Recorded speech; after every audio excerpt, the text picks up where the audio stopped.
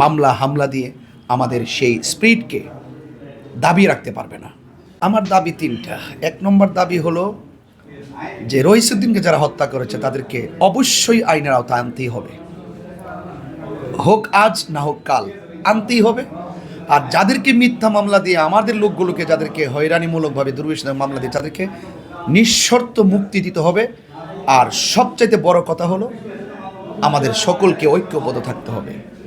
কোনো ধরনের কোনো হত্যাকাণ্ডকে আড়াল করার ষড়যন্ত্র করে আমাদের লোকগুলোকে জেলে নিয়ে মিথ্যা মামলা দিয়ে কখনো আহলুস সুন্নাত ওয়াল জামাতের ঐক্যকে কেউ ফাটল ধরাতে পারবে না। বুঝতে হবে যে আহলুস সুন্নাত ওয়াল জামাত এই দেশের বারবার পরীক্ষিত একটি শান্তিপ্রিয় দল। সেই শান্তিপ্রিয় দলের যে তাদের ভীষণ এবং মিশনকে জানান দিতে গিয়েই কিন্তু ইসরায়েলের আগ্রাসনের বিরুদ্ধে আমরা প্রতিবাদ করতে গিয়েও আমরা সেখানে কিন্তু বৈষম্যের শিকার হয়েছি। এবং আমরা আমাদের প্রতিবাদ আমাদের সেই মহাসমাবেশটিকে সফল, শান্তিপ্রিয় এবং সার্থকের মাধ্যমেও আমরা আবারও প্রমাণ দিয়েছি এই দেশের সবচাইতে শান্তিপ্রিয় দল আহলুস সুন্নাত ওয়াল জামাত। সুতরাং যেহেতু আমরা শান্তির কথা রাজপথে বলতে শিখে গিয়েছি, আর আমরা আমাদের প্রতিবাদগুলো আমরা করতে শিখেছি, এবং নৈতিক এবং যৌক্তিক দাবি আদার লড়াইয়ে যেহেতু রক্তে জড়ানো শিখে গেছি, এবং আমরা যেহেতু বিভিন্ন ধরনের ঘাত প্রতিবাদের সম্মুখীন হচ্ছি, একটি কথা মনে রাখবেন, শ্রুতির প্রতিকূলে বাদ দিলে শ্রুতির গতি আরও দ্বিগুণ বাড়ে। তো সুতরাং আমরা আহলুস সুন্নাত ওয়াল জামাতের অগ্রযাত্রা ইনশাল্লাহ আগের চাইতে আরও দ্বিগুণ বেড়েছে। ঐক্যবদ্ধ মিশন এবং মিশনের মাধ্যমেই এদেশে সার্বভৌমত্ব, ধর্মনীয় অধর্মের চর্চা, এবং কেউ কোনো মিথ্যা মামলা হামলা দিয়ে আমাদের সেই স্পিরিটকে দাবিয়ে রাখতে পারবে না। আমরা আমাদের পরিষ্কার, আপনারা জানেন আহলুস সুন্নাত ওয়াল জামাতের অধীনে অনেক রাজনৈতিক দলও আছে। আমরা শুধুমাত্র যে খানকার পীররা ঐক্য হবে বিষয় এরকম না।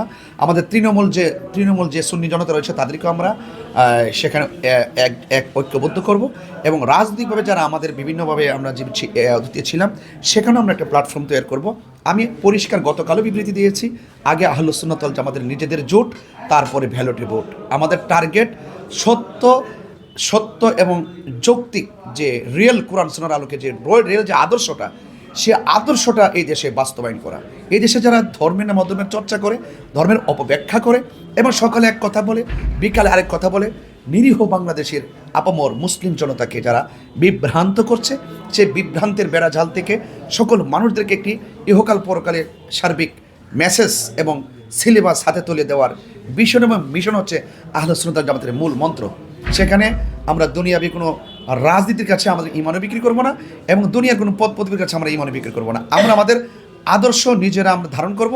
সেই আদর্শটা যদি আমরা বাংলাদেশের প্রত্যেকটা সেক্টরে পৌঁছে দিতে পারি, তাহলে কিন্তু আমাদের এই দেশ শান্তি হবে, এবং সত্যিকার ইসলামের যে মূল ভাবধারা মানুষের হৃদয়ে প্রতিষ্ঠিত হবে, তবেই এই দেশের শান্তি নাজিল হবে।